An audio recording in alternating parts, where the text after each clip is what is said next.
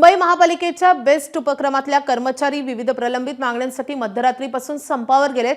औद्योगिक न्यायालयानं काल संध्याकाळीच बेस्टच्या बाजूने अंतरिम आदेश दिला होता।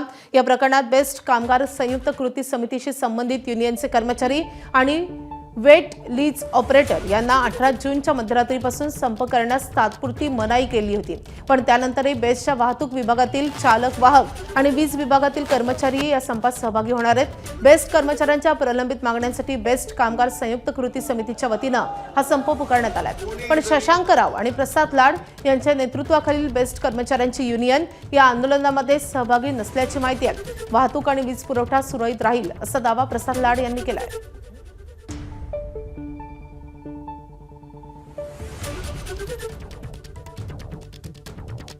आज रात्री 12 वाजल्यापासून आपण बेमुदत असं आंदोलन आणि त्याचं स्वरूप पुढे कसं होणार आहे हे तुम्हाला प्रत्येकाला माहिती आहे।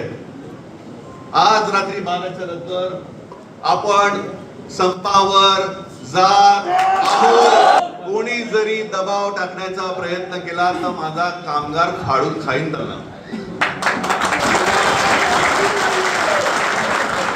प्रशासनाने हा विचार केला पाहिजे की ही वेळ कामगारांवर का आली,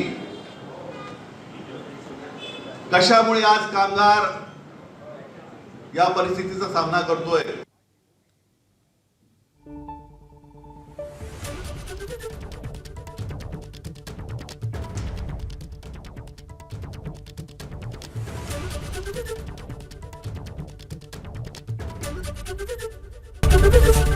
एबीपी माझा, उघडा डोळे बघा नीट।